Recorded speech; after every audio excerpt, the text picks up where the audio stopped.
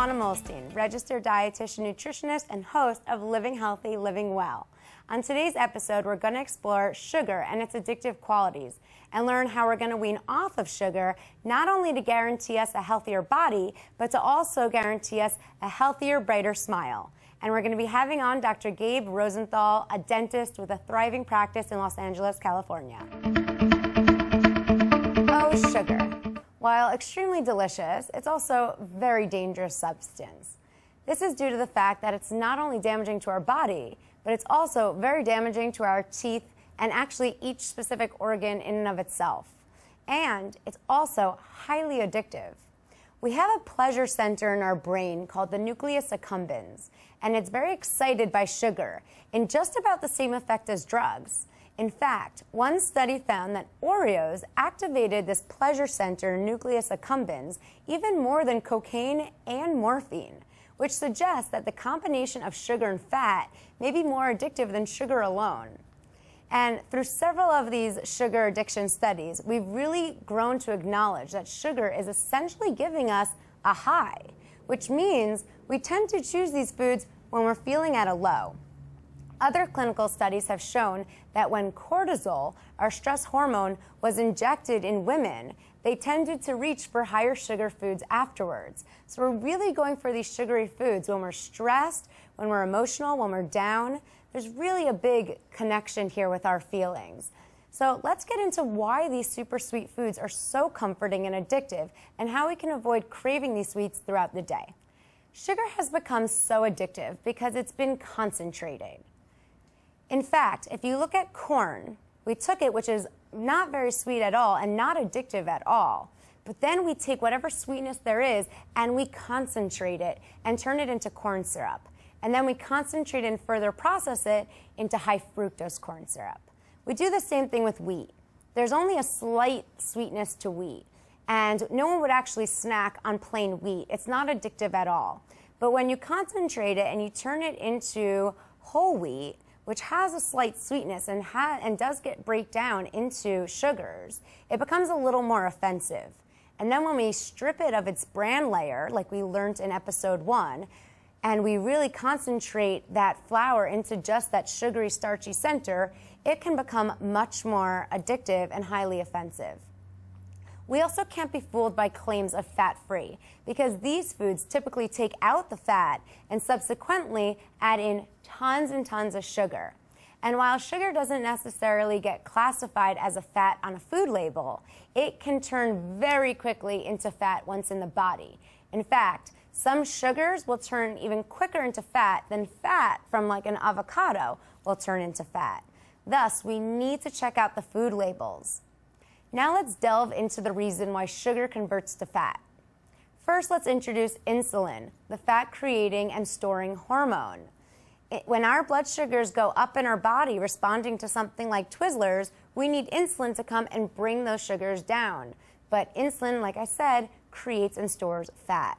So a high intake of sugar raises these insulin levels, and this spike causes fatty acids to be made out of fat molecules and stored as new fat droplets in the body.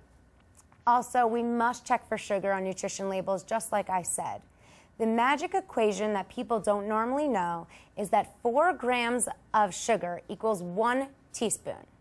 And we really should be having teaspoons on our food labels and not grams, because as Americans, we typically don't measure things in grams. That's why it would be really helpful to show a ketchup label and show that every 1 tablespoon contains 1 teaspoon of sugar. And I think that would be a great way for us to start cutting down our sugar and realizing how much we're actually consuming throughout the day.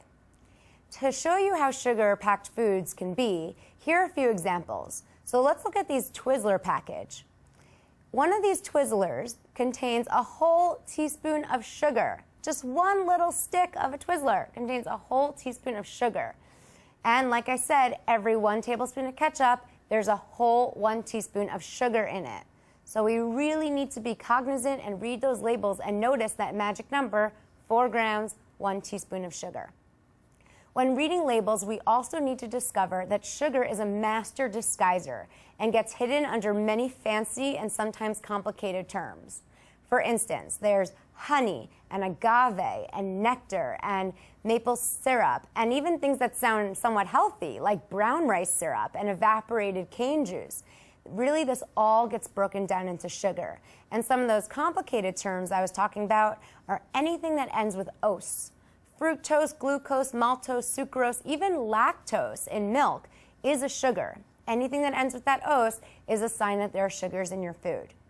These excess sugars cause inflammation and thus can lead to cancer, diabetes, arthritis, heart disease, so many complications in the body.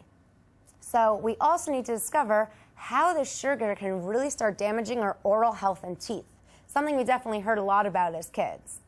The World Health Organization recommends we halve our intake of sugar to prevent dental caries, which are considered largely preventable, yet remain one of the most common diseases of childhood, which is 5 times more common than asthma in kids. The Journal of Dental Research study found that people who consumed less than 5% of calories from sugars had better dental health. For a 2,000 calorie diet, that would be 6 to 9 teaspoons of sugar, which is less than the amount in a can of Coke.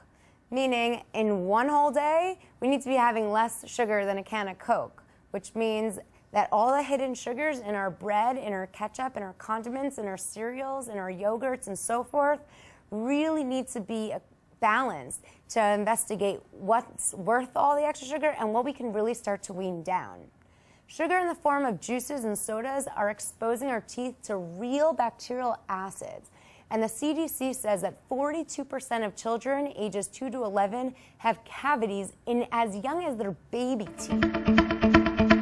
Today we are honored to have on Dr. Gabe Rosenthal, a dentist in Los Angeles, California. And he went to USC School of Dentistry and graduated with honors. Dr. Gabe also grew up in a family of dentists, and his father's been a dentist in California for 4 decades. And we are honored to have him on today. Thank you so much for coming. Thank you for having me. Of course. So, Dr. Gabe, being that you grew up with a father who is a dentist, and now you're a father yourself, what are the best tips and tricks for preventing sugar load with children and preventing dental caries and cavities? Well, the most important thing is to have some diet that's manageable. If I tell you right now to just have vegetables and water all day, it's not going to happen. But for that time of day where you just have to have the soda and the cookies and the cake, just limit it to that one time of the day so that your teeth can recover. I love that. You know, it's always a good time to not make it a whole day worth of sugar, but seclude one part of the day. Great for weaning down a sugar addiction, but it's also great for recovering your teeth. I didn't even know that. That's great. And what have you noticed in working with people who have multiple cavities regarding their intake of juices and sugary beverages? Do you ask your clients with cavities if they drink a lot of sugar? Yeah, so modern dentistry has a high emphasis on finding out the history of the diet, finding out their history, if they're a new patient, of how many cavities and fillings they've had, so that we could sort of monitor their eating habits, their oral hygiene, and see how we could strengthen their teeth. And anything that we fix, we make sure that the diet's good so it'll last a long, long time. That's a great idea. I've never had a dentist inquire about my eating, but I always tell them that my teeth are good because I eat well so they can tell other people. That's great that you go and take the time to ask your patients about that. And do you ever notice the difference among plant-based eaters and their oral health versus meat lovers and meat eaters? Yeah, well, typically people who are on a high plant diet, when they come in for their checkups and their cleanings, there's a lot less to clean up. The proteins in the meats tend to really lead to this, what we call calculus, which is a real strong buildup on the teeth, which can only be removed by a professional dental hygienist or a dentist. Wow. Is that because the meat is just stringy? Well, it's just the bacteria has a lot more to work with. Your mouth is filled with all kinds of bacteria, and when you have proteins, it really works as a building block to develop strong plaque and bacteria and buildup. Wow. So another great reason to eat plants is they don't get in that bacteria buildup in your teeth. Not as much. You still have to take care of your teeth, Right. brush and floss I won't after every overdo meal. it there. But for the most part, if you keep that diet pretty reasonable, then your teeth will love it and they'll really respond. So you said brush your teeth and floss after every meal. All right, well, I'm going to hope that you're going to brush your teeth after every meal, or at least when you have a chance, especially before bed. And just flossing, all we're asking is 1 time a day. That's all you need to do. So in saying one trick that you can do to improve your oral health starting today.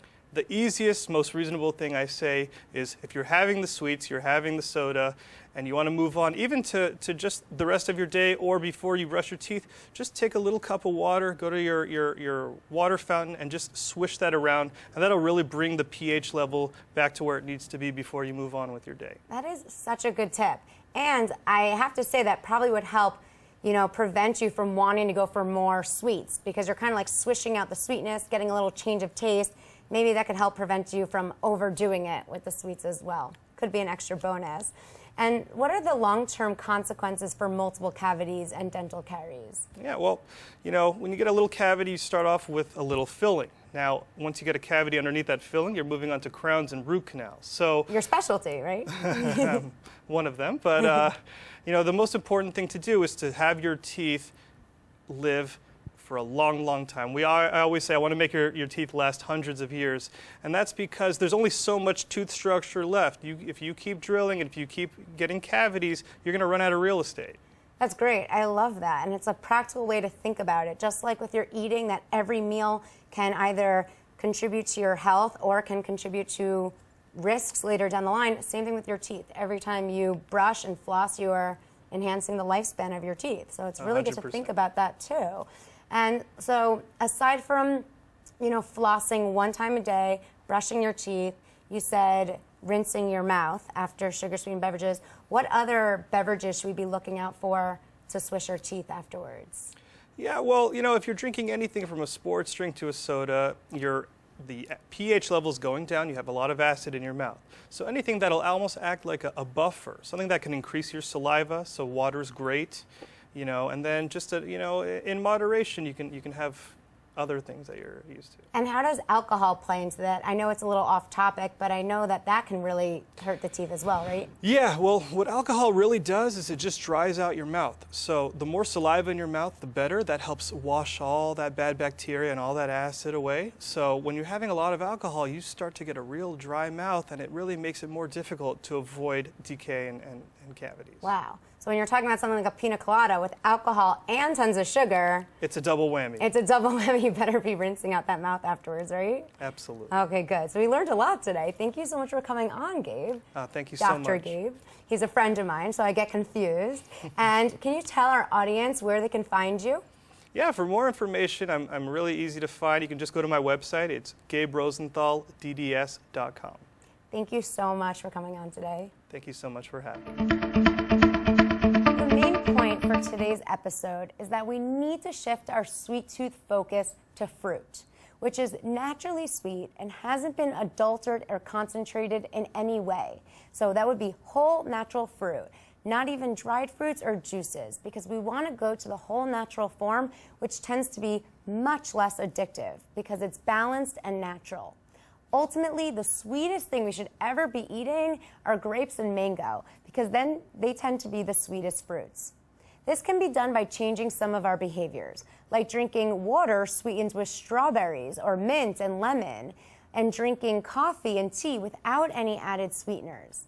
A lot of people ask me, how are they going to eat their oatmeal if it's not sweet?